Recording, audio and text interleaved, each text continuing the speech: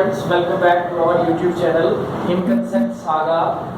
आपके अपने YouTube channel in concept saga में आपका स्वागत है। CPDA बंगाना। और आज हम आपके लिए लेके आए हैं इंग्लिश के 25 क्वेश्चंस। इंग्लिश के 25 क्वेश्चन जिसमें रहेगा आपके पास प्रेपोजिशन, आर्टिकल, करेक्ट स्पेलिंग और साथ में रहेगा आपका उसके साथ change the voice. Change the voice एक नंबर का पकाएगा आप लोगों को, और साथ में प्रेपोजिशन और आर्टिकल, ये ओवरऑल 16 नंबर की इंग्लिश आएगी, जिसमें से भी 25 क्वेश्चन का आपको अभी प्रेजेंटेशन दी जाएगी और ये है most important question. So let's start with the first question. पहला क्वेश्चन है, I did not change the voice, I did not trust anybody. I did not trust anybody, ये आया मेरे पास। तो वॉइस में सबसे पहला काम है वॉइस और टेंस का हमें आइडेंटिफाई करना, कौन से टेंस में कौन सी वर्ब या कौन सी हेल्पिंग वर्ब यूज की जाती है। तो मेरे पास अगर मैं देखूं तो मेरे पास वर्ब आई डिड, हेल्पिंग वर्ब आई मेरे पास डिड, और डिड हेल्पिंग वर्ब का यूज करते हैं पास्ट इंडेफिनिट में। और जब मैं पास्ट इंडेफिनिट को चेंज करूंगा तो मेरे पास हेल्पिंग वर्ब लगती है पैसिव में वॉज या वर। अब मैं देखूंगा कि मेरे पास ऑब्जेक्ट क्या है, ऑब्जेक्ट है anybody. So change is anybody का चेंज हो जाएगा किसमें, nobody. Nobody was V3 trusted by me, I changes to me, so option A is the right answer। अगला क्वेश्चन है, change the voice, the audience loudly cheered the leader's speech। leader's speech मतलब एक नेता की speech को लोगों ने सराहा, ऑडियंस ने सराहा। तो अब यहाँ पे भी आइडेंटिफाई करने का काम है कि मैं इसे आइडेंटिफाई करूं, इसकी वर्ब को। वर्ब लगी मेरे पास कौन सी, V2। वर्ब लगी कौन सी, V2, और V2 यूज करते हैं किसमें, पास्ट इंडेफिनिट। और मैंने पीछे भी आपको बताया पास्ट इंडेफिनिट किसमें चेंज होगा, वॉज या वर में। तो ये आ गया, the leader speech was cheered loudly by the audience। Option A is the right answer। The leader's speech was loudly cheered by the audience। Option A is the right answer। अगला question है, did not they tell you to be here by 6 o'clock। Present indefinite का negative interrogative sentence, इसको फिर से use किया, were not you told to be here by 6 o'clock। Option A is the right answer। मेरे पास अगला question आया, he has written a poem which fascinates everyone। इसमें अगर आप ध्यान से देखें तो मेरे पास हेल्पिंग वर्ब और वर्ब यूज हुई प्रेजेंट परफेक्ट की, और साथ में कनेक्टर के बाद एक और सेंटेंस बना V1 S या ES का। अब ये दो सेंटेंस एक कॉम्बिनेशन में बने तो इसका पैसिव वॉइस में दो तरह की वर्ब यूज करेंगे। इसमें आ जाएगा मेरे पास everyone is fascinated by the poem which has been written by him। Connector था, दो मेरे पास हेल्पिंग वर्ब यूज हुए, दो तरह की मेरे पास वर्ब यूज की, तो दोनों तरह के वर्ब हेल्पिंग वर्ब को, दोनों सेंटेंसों को मैंने किसमें चेंज कर दिया, पैसिव वॉइस में। So option B is the right answer. अगला क्वेश्चन है प्रेपोजिशन का, I congratulate you blank your success. मैंने आपको बधाइयां दी किस पे, आपकी सफलता पे, on your success. Option B is the right answer. अगला है मेरे पास, people speak English all over the world. Most important voice आपकी ये आया मेरे पास P, मतलब V1 इसमें यूज करेंगे प्रेजेंट इंडेफिनिट में, और प्रेजेंट इंडेफिनिट को चेंज किया जाएगा तो मेरे पास हेल्पिंग वर्ब आएगी इज एम आर या फिर वर्ब की third form.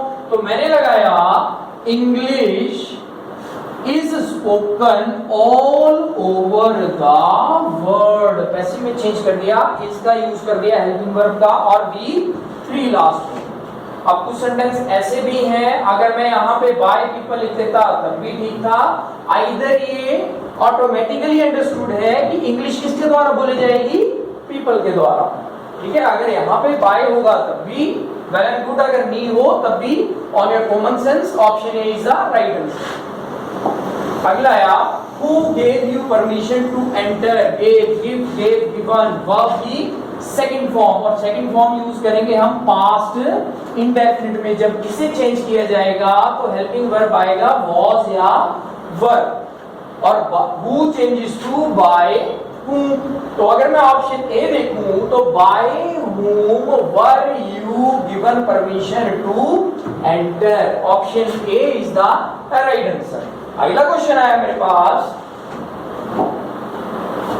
the principal has granted him a scholarship, has granted, क्या या has granted means कौन सा, present perfect, present perfect का टेंस है, has changes to has been और have been।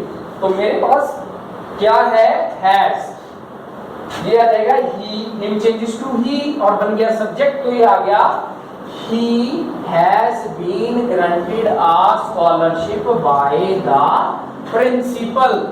ये आया option B is the right answer, by the principal। अगला है मेरे पास, it is time we blank with determination, preposition का है, या फिर ये आप ऐसे समझ लीजिए प्रेपोजिशन नहीं है तो ये आपका टेंस का है।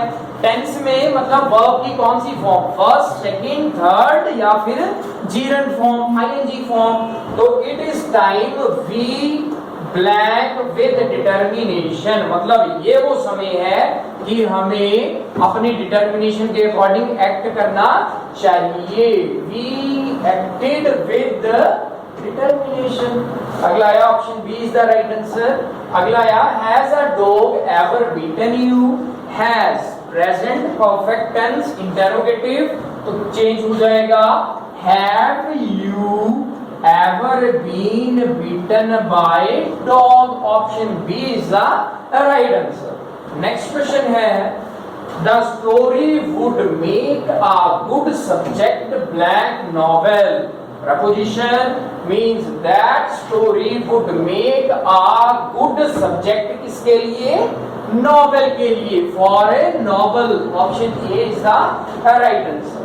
अगला क्वेश्चन है, preposition the furniture blank to be delivered today, मतलब आज, प्रेजेंट, और प्रेजेंट के लिए सिंगुलर वर्ब है, सिंगुलर हमारे पास सब्जेक्ट है, तो क्या आ जाएगा, the furniture is to be delivered today, option A is the right answer। Next question is, she stood blank the crowd quite amazed, मतलब preposition का आ गया in boundary, बाउंड्री में वो खड़ा है तो मतलब in में खड़ा है, option A is the right answer, in। Next question is, I am doing sums, am doing means present continuous, और जब ये चेंज करेंगे is being, am being, are being, according to object। sums plural है, sums are being, do, did, done, sums are being done by me, option B is the right answer। अगला question है मेरे पास, the noise of the traffic kept me awake, kept me awake means, अब ये मेरे पास keep, kept verb की second form आएगी मेरे पास इसमें पास्ट इंडेफिनिट में, और past indefinite me changes to I was kept awake by the noise of traffic, so option A is the right answer। अगला है मेरे पास, blank opens the window upon the world knowledge means, अब यहाँ पे English ये आपका आया article के ऊपर। आर्टिकल हम एंड द कब यूज करेंगे इंग्लिश के अकॉर्डिंग, जब भी मेरे पास ऐसा सेंटेंस आ जाए मोस्ट इंपॉर्टेंट, तो मेरे को पता है कि लैंग्वेज के साथ कभी भी हम इनका यूज नहीं करते। तो मतलब क्या आएगा, अकेला English opens the window upon the words knowledge. ये आया मेरे पास, option D is the right answer. अब आप लोग बोलोगे कि द इंग्लिश क्यों नहीं आ सकता, इंग्लिश लैंग्वेज क्यों नहीं आ सकता, मींस इसके साथ हम द का यूज क्यों नहीं कर सकते? क्योंकि द का यूज इसलिए नहीं कर सकते क्योंकि इस सेंटेंस में इसने इंग्लिश को लिया है एज ए लैंग्वेज, और लैंग्वेज के साथ हम कभी भी इंग्लिश द का यूज, आर्टिकल का यूज नहीं करेंगे। और अगर मैं बात करूं इंग्लिश मैन की, मतलब एक अंग्रेजी व्यक्ति, ब्रिटिशर्स या कोई बाहर का व्यक्ति, इंग्लिश बाहर का व्यक्ति, तो मतलब मैं आर्टिकल यूज करूंगा with a person but not use with the language. So option D is the right answer. अगला क्वेश्चन है मेरे पास, the principal kept the staff members waiting, मतलब केप्ट V2 पास्ट इंडेफिनिट और वॉज या were लगेगा, तो मैंने चेंज कर दिया सीधा ही, the staff members were kept waiting by the principal. Option B is the right answer. Next question है हमारे पास, Who taught you grammar most important, पीछे भी मैंने आपको बताया who changes to by whom, so option is by whom were you taught grammar। ये था मेरे पास V2 past indefinite, मैंने यूज कर दिया was या were, option B is the right answer.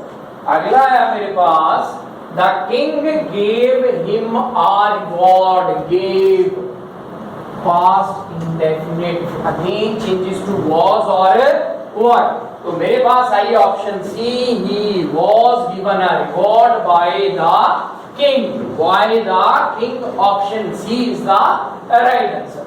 Next question है मेरे पास, he teaches us grammar, फिर से इंपॉर्टेंट आया, तो us changes to we, then we change it, we are taught grammar by him, option B is the right answer। अगला question है मेरे पास, the thief explained how he blanked from the jail।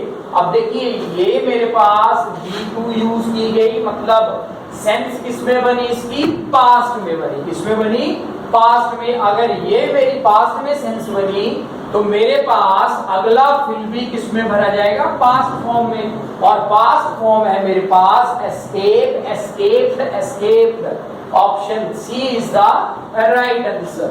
The thief explained how he escaped from the jail. अगला या, he held back to the book passionately, मतलब he held के साथ क्या use करेंगे, on to the books passionately, option A is the right answer, on।